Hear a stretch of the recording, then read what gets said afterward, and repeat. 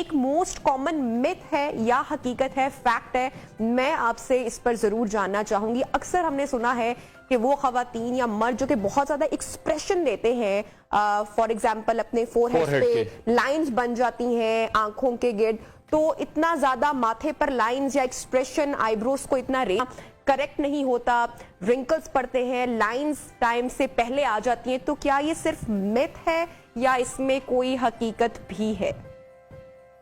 अच्छा देखिए, आपने बड़ा अच्छा सवाल किया। इसमें होता बिल्कुल ऐसा ही है। अगर आप ज़्यादा अपने एक्सप्रेशन लेंगे, स्पेशली आप देखेंगे कि जो लोग जिम जाते हैं तो वो जब भी वेट लिफ्ट कर रहे होते हैं तो अपने फेस को वो बिल्कुल वो कर लेते हैं, पुल कर लेते हैं, जिसकी वजह से क्या होता है कि उनके फेस पे भी रिंकल्स आना शुरू हो जाते हैं। अच्छा, रिंकल्स की एक और दूसरी बड़ी वजह ये है कि जब आप सन एक्सपोज होते हैं, मतलब आप धूप में जाना ज्यादा होता है, तो उससे स्किन ड्राई होती है, उससे स्किन डैमेज होती है, जिसकी वजह से भी फेस के ऊपर रिंकल्स आते हैं।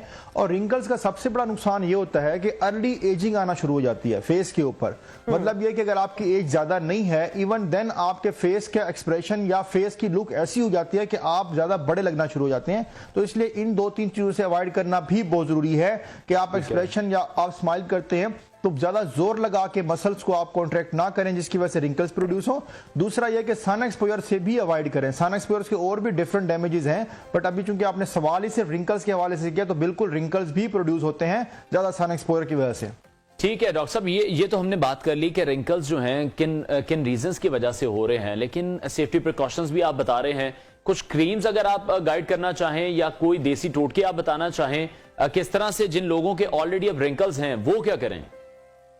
अच्छा देखिए, रिंकल्स के लिए हमारे पास जो ट्रीटमेंट ऑप्शन है, पहले तो हम उसकी तरफ जाते हैं कि जो हमारे पास एस्थेटिक्स ऑप्शन है। एस्थेटिक्स ये कि मैं I am my self doing practice in aesthetic dermatology. Aesthetics के आजकल हमारे पास लेटेस्ट टेक्निक्स हैं, लेजर्स भी करते हैं, बोटॉक्स करते हैं, फिलर्स करते हैं।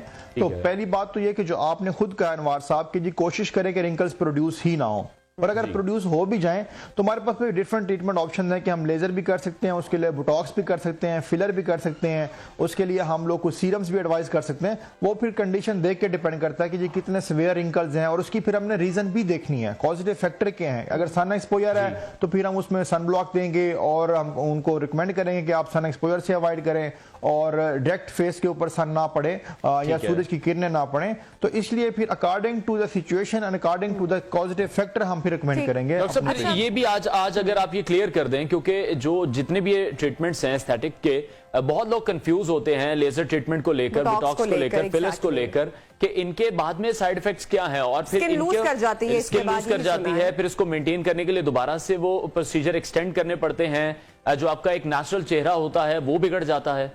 अच्छा, इसका आपने बिल्कुल ये पब्लिक का सवाल, ये अच्छा हुआ कि आपने ये सवाल पूछ लिया है। मैं आपको ये बताऊं कि जो एस्थेटिक्स प्रोसीजर्स हैं उनकी एक सर्टन लाइफ होती है। मतलब ये कि अगर बोटॉक्स की बात करते हैं तो Botox last for 4 months to 6 months.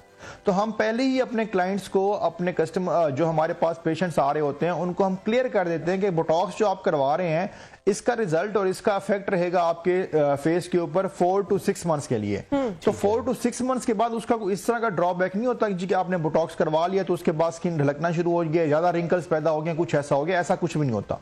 दूसरी बात आपने की है फिलर्स हैं। फिलर्स की अब जो लाइफ होती है ना, वो होती है 12 से 18 महीने। ठीक है, तो फिलर 18 महीने तक ही लॉस करेगा या रहेगा, उसके बाद वो बॉडी में अब्जॉर्ब हो जाता है, उसके बाद दोबारा करवाना पड़ता है। अगर आप फिलर करवाएंगे तो 12 से 18 महीना उसकी लाइफ है, वो रहेगा, उसके बाद बॉडी में अब्जॉर्ब हो जाएगा। लेकिन इसका मतलब ये नहीं कि उसके बाद स्किन मजीद ढलकना शुरू हो जाएगी, स्किन सैगी हो जाएगी या कुछ इस तरह से हो जाएगा, उसका कोई साइड इफेक्ट नहीं आता। दूसरी बात यह कि जितने भी प्रोसीजर्स हम कर रहे हैं, चाहे वो लेजर्स हैं, बोटॉक्स है, फिलर है, व्हाटएवर हमारे एस्थेटिक डर्मेटोलॉजी में प्रैक्टिस हो रही है, वो सारे के सारे FDA अप्रूव प्रोसीजर्स हैं, और स्पेशली जो डॉक्टर्स कर रहे हैं। यहां पे मैं एक और चीज बताना चाहूंगा अपनी ऑडियंस को, जब भी कोई एस्थेटिक प्रोसीजर प्लान करें आप, या जब भी इस तरह का प्रोसीजर प्लान करें तो प्लीज डॉक्टर के पास ही जाएं। आजकल हमारे यहाँ ये प्रैक्टिस बहुत इन हो गई है कि जो इवन के ब्यूटिशियन हैं, इवन के जो लोग नॉन डॉक्टर हैं, मेडिकल ग्रेजुएट नहीं हैं, डर्मेटोलॉजिस्ट नहीं है, वो भी इस तरह की प्रैक्टिस कर रहे हैं।